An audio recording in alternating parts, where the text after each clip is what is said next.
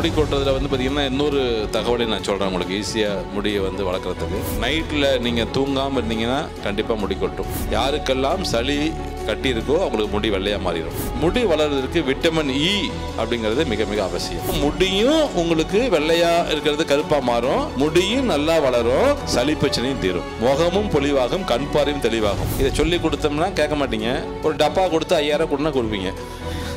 முடி வருவதற்கு ஒரே ஒரு சின்ன மருந்து நான் சொல்லிடுறேன். நான் சொட்டையிலும் முடி வரும். திரும்ப சொல்லிட்டேன். நான் சொல்லாமா?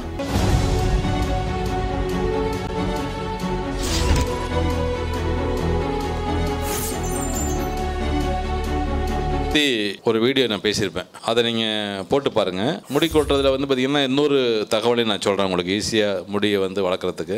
கண்டிப்பாக இரவு தூக்கம் என்பது மிக அவசியம். நைட்டில் நீங்கள் தூங்காமல் இருந்தீங்கன்னா கண்டிப்பாக முடி கொட்டும். நான் என்ன ஆயில் தயார் பண்ணுறதுக்கு நான் வந்து சொல்லி கொடுத்தாலுமே அதை தடவைனா முடியலாம் வராது. பழக்க வழக்கத்தை மாற்றிக்கணும். உணவு முறையை கண்டிப்பாக நீங்கள் ஃபாலோ பண்ணணும். இரவு தூக்கம் என்பது மிக மிக அவசியம். கண்டிப்பாக 8 மணி 9 மணிக்கு நீங்கள் படுத்து தீரணும். தூக்கம் வருதோ வெள்ளியும். ஆரம்பத்தில் தூக்கம் வராது, படுங்க.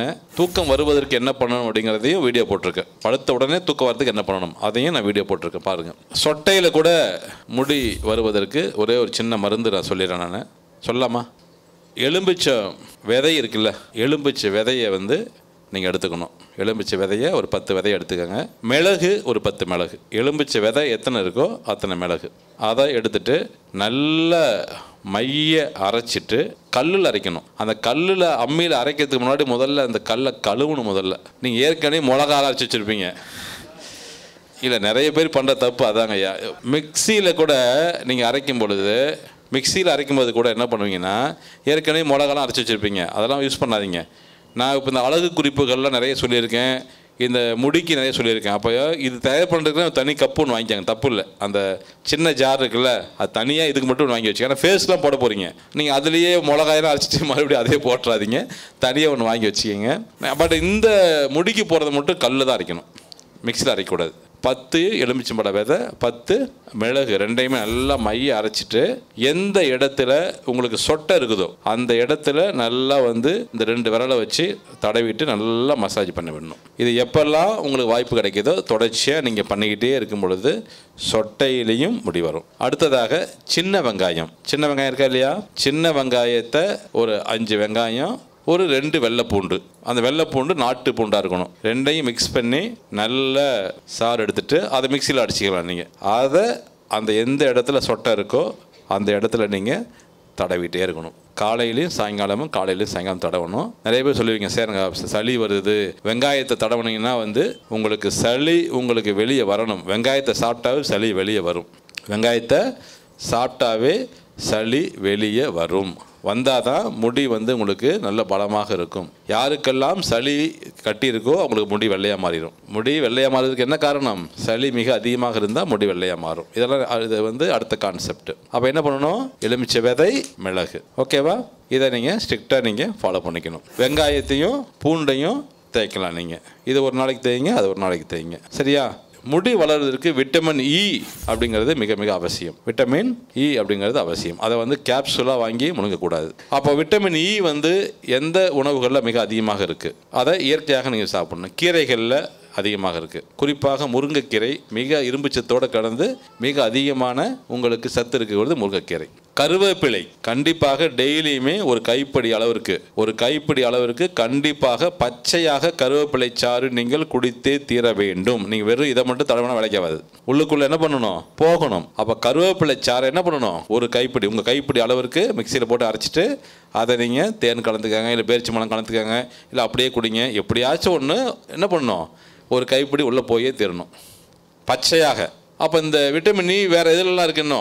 பாதாம் பருப்பில் இருக்குது, பிஸ்தா பருப்பில் இருக்குது, முந்திரி பருப்பில் இருக்குது, சோயா பீன்ஸில் இருக்குது. இதில் எல்லாமே வந்து விட்டமின் இ இருக்குது. அப்போ இந்த கொட்டை சார்ந்த உணவுகளை நீங்கள் நிறைய நீங்கள் எடுத்துக்கணும், சாப்பிடணும். சொட்டையில் முடி வளர்கிறதுக்கு இன்னொரு டிப்ஸ் நான் சொல்லித்தரேன். சோயா பீன்ஸ் இருக்குல்ல, சோயா பீன்ஸ் தெரியுமா? சோயா பீன்ஸை ஒரு 15 விதையை எடுத்து சாயங்காலமாக ஒரு 5 மணிக்கு தண்ணியில் போட்டு ஊற வச்சிடணும். தண்ணி மினரல் வாட்டராக இருக்கக்கூடாது, சாதாரணமான கிணத்து தண்ணி, ஆற்று தண்ணி தான் இருக்கணும். மண்பானை வச்சுக்கணும். மண்பானையில் வச்சுட்டு அதை போட்டு தண்ணி போட்டு ஊற வச்சிடணும். ஊற வச்சுட்டு அடுத்த நாள் காலையில் எந்திரிச்சு அதை நீங்கள் மிக்சியில் அடிச்சிங்கன்னா அப்படியே அழகாக ஒரு பேஸ்ட்டு கிடைக்குமா கிடைக்காதா?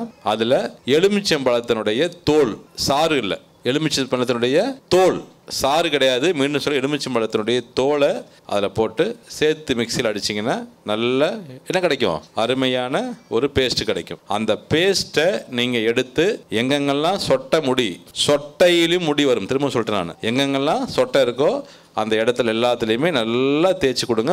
மனுஷமாக தேய்க்க என்ன பண்ணும்? குளிர்ச்சியாகும் உடம்பு, அப்படியே உடம்பு குளிர்ச்சியாக மாறும். புரியுதுங்களா?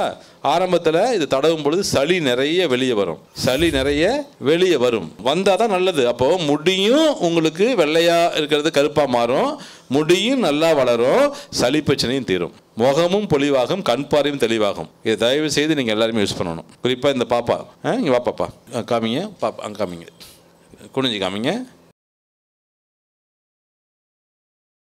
பாருங்கள், புருவத்தெல்லாம் இல்லை பாருங்கள். அப்போ இந்த புருவத்தில் முடி வளர்கிறதுக்கு என்ன பண்ணலாம் அப்படின்னா, அதுக்கு சொல்லி தட்டுமா? விளக்கெண்ணெய் தெரியுமா? விளக்கெண்ணெய் இருக்கு இல்லையா?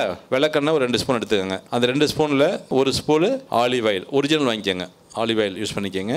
கொஞ்சம் பாதாம் பருப்பு ஒரு 4 பாதாம் பருப்பு மிக்சியில் அடிச்சுட்டு கலந்துட்டு அதை எடுத்துட்டு எப்பப்பெல்லாம் வீட்டில் இருக்கீங்களோ அப்போல்லாம் போட்டுகிட்டே இருக்கணும் புருவத்துக்கு. அவ்வளோதான், சிம்பிள்.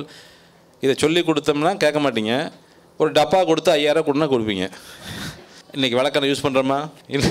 அதனால் இதெல்லாம் பயன்படுத்துங்க. சந்தோஷமாக இருங்க, நிம்மதியாக இருங்க, ஆனந்தமாக இருங்க, மகிழ்ச்சியாக இருங்க, எல்லாத்தையும் மகிழ்ச்சிப்படுத்துங்க. ஓகேவா? வாழ்த்துக்கள்.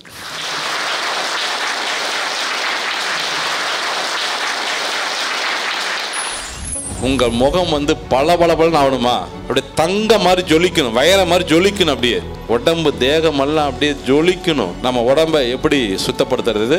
கருப்பாக இருக்கிற அத்தனை பேர் சிகப்பாக மாற முடியும். என்ன பண்ணணும்? உங்கள் முகம் சிகப்பாக மாறுறதுக்கு, கருப்பெல்லாம் உங்களை விட்டு விலகிறதுக்கு, அப்படியே பொலிவோட முகம் எப்படி இருக்கும்? அழகே உன்னை ஆராதிக்கிறேன் அப்படின்னு சொல்லிட்டு உங்களை என்ன பண்ணணும்? எல்லாம் ஆராதனை செய்யக்கூடிய அளவு இருக்கு. யூடியூப்ல பாருங்க. அடுத்து தலைப்புல நான் கொடுக்க போறேன்.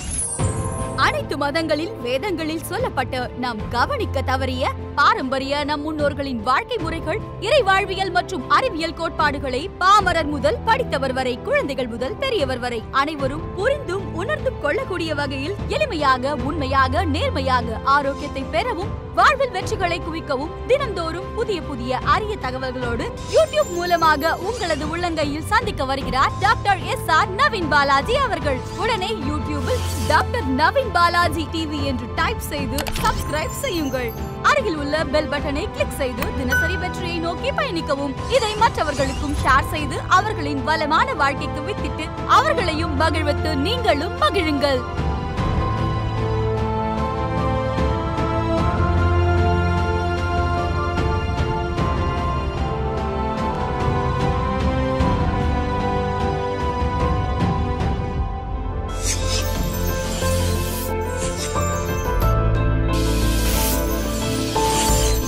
நவீன் பாலாஜி டிவி.